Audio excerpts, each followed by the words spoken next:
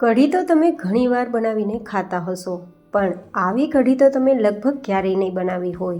એટલી સ્વાદિષ્ટ કે જે ખાશે તે આંગળા ચાટતા રહી જશે, અને પૌષ્ટિક તો એટલી જ કે 300 જેટલી બીમારીઓને તમે દૂર રાખી શકશો.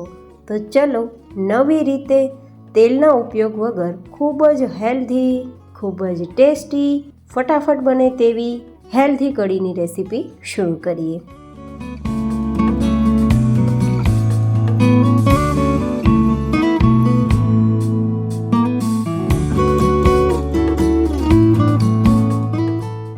તો હવે હેલ્ધી કઢી બનાવવા માટે પહેલી હેલ્ધી સામગ્રી છે અને તે છે સફેદ પેઠા.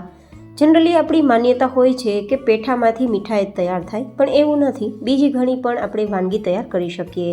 તો અત્યારે હું કઢી તૈયાર કરું છું. મેં આગળ તમને ડિટોક્સ વોટર પેઠામાંથી તૈયાર કરવાની રેસીપી પણ શેર કરી છે. જો એ ના જોઈ હોય તો જરૂર જોજો, કારણ કે એ ડિટોક્સ વોટર પૂરા શરીરની ગંદકીને બહાર ફેંકશે અને તમારું શરીર અંદરથી ક્લીન કરશે.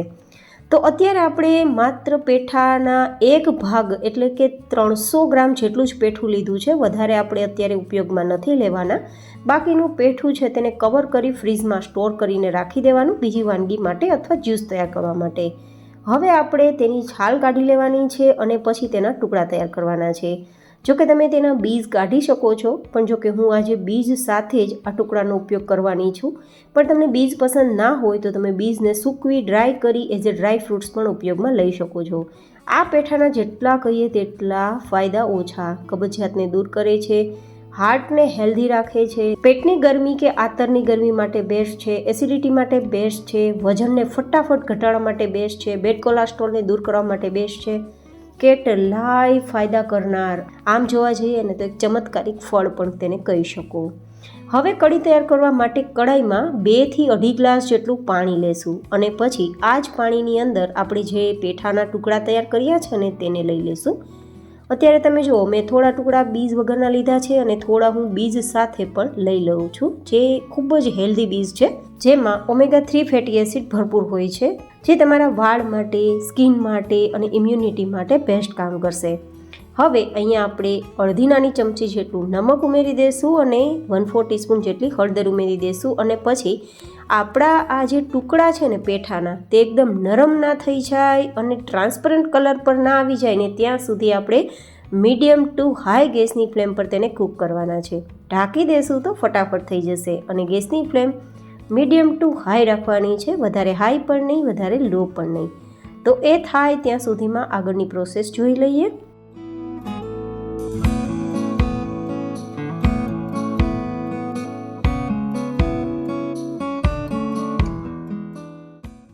તો જેમના માટે મિક્સર જારમાં 2 નંગ જેટલા મરચાંના ટુકડા લેશું અને સાથે 3 થી 4 ઇંચ જેટલા આદુના ટુકડા.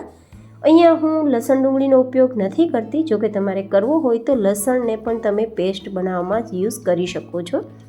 સાથે આપણે 2 ચમચી જેટલો ચણાનો લોટ લઈશું, જેથી આપણી કઢી થોડી થીક થાય, જે આપણે ટ્રેડિશનલી બનાવીએ તેવી. હવે આપણે તેમાં દહીં ઉમેરીશું, 1 થી 1.5 કપ જેટલું. થોડું ઓછું ખાટું હોય તેવું લેશું, જેથી મીઠાશ આપણે ઓછી ઉમેરવી પડે અથવા તો ના બરાબર આપણે ઉમેરી શકાય. હવે આ રીતે બધી જ સામગ્રીઓને ગ્રાઇન્ડ કરી એક મિશ્રણ તૈયાર કરી લઈશું. એકદમ ઇઝીલી લમ્સ ફ્રી આપણું કઢીનું બેટર તૈયાર થઈ જશે. બિના ઝંઝટ તમે કઢી તૈયાર કરી શકો તે માટે. તમે જુઓ છો કે એકદમ સરસ ટેક્સચર આવી ગયું છે, જેવું કઢીનું ટેક્સચર હોય તેવું જ. તો હવે અત્યારે આ જે ટેક્સચરવાળી બેટર આપણી કઢીનું તૈયાર થયું છે તેને સાઈડમાં રાખી દઈશું અને એક નજર કરીશું આપણા પેઠા પર. તો પેઠા ઓલમોસ્ટ સોફ્ટ થઈ ગયા હોય તેવું જ લાગે છે, કારણ કે અત્યારે કલર એકદમ ટ્રાન્સપરન્ટ આવી ગયો છે. તેમ છતાં એકાદ ટુકડો આપણે ચેક કરી લેવાનો. આરામથી 2 ભાગ થઈ જાય તેટલા નરમ થઈ ગયા હોય તો સમજવાનું પેઠા એકદમ નરમ છે, સોફ્ટ છે. અત્યારે તમે જુઓ, આરામથી ચમચ હું ટચ કરું ને તો પણ 2 ભાગ થઈ જાય છે ને કલર એકદમ ટ્રાન્સપરન્ટ કાચ જેવો આવી ગયો છે. મતલબ આપણા પેઠા કૂક થઈ ગયા છે, નરમ થઈ ગયા છે, સોફ્ટ થઈ ગયા છે. તો હવે જે આપણે કઢીનું બેટર તૈયાર કર્યું છે ને, ચણાનો લોટ, દહીં, આદુ મરચાંની પેસ્ટ સાથે, તે ઉમેરી દઈશું અને પછી એકદમ ધીમા ગેસની ફ્લેમ પર થોડીવાર માટે સતત ચલાવીશું, નહીં તો દહીં ફાટી જશે. આ રીતે લગભગ 2 થી 3 મિનિટ સુધી ચલાવવાનું છે, જેથી દહીં ફાટે નહીં. ગેસની ફ્લેમ ધીમી રાખવાની છે. હવે આપણે જે આ કઢી છે તેને વધારે હેલ્ધી તૈયાર કરવા માટે 3 થી 4 ચમચી જેટલો સરગવાનો પાવડર ઉમેરીશું. આ સરગવાનો પાવડર મેં ઘરે તૈયાર કર્યો છે. જો તમારે તૈયાર કરવો હોય તો ઉપર આઈ બટનમાં હું લિંક આપી દઈશ. તમે ત્યાં જોઈને ઘરે સરગવાનો પાવડર તૈયાર કરી શકો છો, આખું વર્ષ સ્ટોર કરી શકો છો અને એની ટાઈમ કઢી, દાળ, સંભાર કે પછી રોટલી, પૂરી, પરાઠામાં કે શાકમાં ઉમેરીને હેલ્ધી રહી શકો છો. સાથે ઉમેરીશું 1 નાની ચમચી જેટલું ધાણા જીરું પાવડર અને અડધી ચમચી જેટલું નમક. જો કે આપણે આમ તો ઉમેરેલું હતું પણ થોડું ઓછું હતું તો ફરીથી ઉમેરેલું છે. અને કઢીમાં દહીં ઉમેરેલું છે જે થોડું ખાટું હોવાના કારણે મીઠાશ મેન્ટેન કરવા 1 થી 1.5 નાની ચમચી થાય તેટલો ગોળ ઉમેરી દઈશું અને પછી આ રીતે ચલાવી દઈશું અને મિક્સ કરી આપણી આ કઢી છે 5-7 મિનિટ માટે ઉકળે તે માટે મીડિયમ ટુ લો ગેસની ફ્લેમ પર ઢાંકીને કૂક કરવા છોડી દઈશું. કઢીને બરાબર કૂક કરવી, ઉકાળવી જરૂરી છે, તો જ આપણી કઢી વધારે સ્વાદિષ્ટ બનશે. અંદર લોટ રહેલો હશે તે પણ કૂક થઈ જશે. તો મળીશું 5-7 મિનિટ પછી.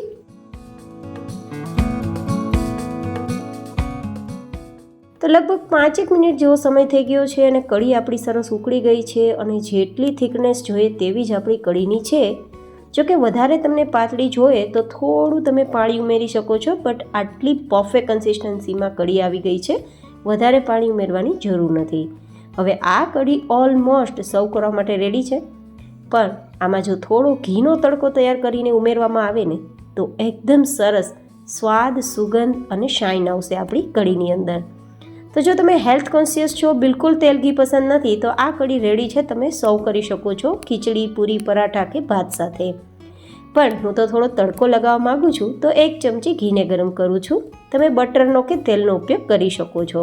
દેશી ઘીને ગરમ કર્યા બાદ તેમાં થોડા ખડા મસાલા જેમ કે સૂકા લાલ મરચાં છે, પછી લીલા મીઠા લીમડાના પાન છે, રાઈ, જીરું અને હિંગ છે તે ઉમેરી દઈશું. જો કે તમે કઢીની અંદર એકવાર ઘીનો તડકો તૈયાર કરીને ખાવાની ટ્રાય કરશો ને તો તમારી કઢી છે વધારે સ્વાદિષ્ટ લાગશે, કારણ કે ઘીનો તડકો કઢીમાં ખૂબ જ ટેસ્ટ આપે છે. તો હવે આ બધી જ વસ્તુ સરસ આપણી તડકો તૈયાર થઈ ગયો છે, સતળાઈ ગઈ છે. તો આપણે ગરમા ગરમ કઢીમાં આ તડકો ઉમેરતા પહેલાં કલરફુલ કઢીને તૈયાર કરવા 1 નાની ચમચી જેટલું કશ્મીરી લાલ મરચું ઉમેરી દઈશું, જે આપણી કઢીને ચટાકેદાર અને એકદમ એટ્રેક્ટિવ લુકવાળી તૈયાર કરશે. તો હવે આ ગરમા ગરમ તડકાને આપણે કઢીમાં ઉમેરી દઈશું, ધેન મિક્સ કરી દઈશું એન્ડ ધેન ગરમા ગરમ કઢીને આપણે સર્વ કરીશું. હવે આ કઢીને વધારે ઉકાળવાની કે આપણે બોઇલ કરવાની જરૂર નથી. તો નીચે લઈ લેશું અને ગરમા ગરમ આ કઢીને તમે રોટલી, પૂરી, પરાઠા વગર કે ખીચડી ભાત વગર એમ જ ખાશો તો પણ પેટ ભરાશે અને તમે હેલ્ધી રહી શકશો. હું ગેરંટી આપું છું કે થોડા જ દિવસોમાં જો તમે આ કઢી ખાવાનો ટ્રાય કરશો તો તમારા હાડકાં મજબૂત થશે, સાંધાના દુખાવા દૂર થશે, કબજિયાત દૂર થશે, પેટની લટકતી ચરબી દૂર થશે, વાળમાં ગ્રોથ આવશે, ઇમ્યુનિટી બૂસ્ટ થશે અને એટલી ડિલિશિયસ છે કે જે ખાશે તેને ખૂબ પસંદ આવશે. તો તમને કેવી લાગી મારી આજની આ ડિલિશિયસ રેસીપી કોમેન્ટમાં મને જરૂર બતાવજો. ફરી મળીશું એક નવી જ હેલ્ધી રેસીપી સાથે. ત્યાં સુધી stay healthy and stay happy.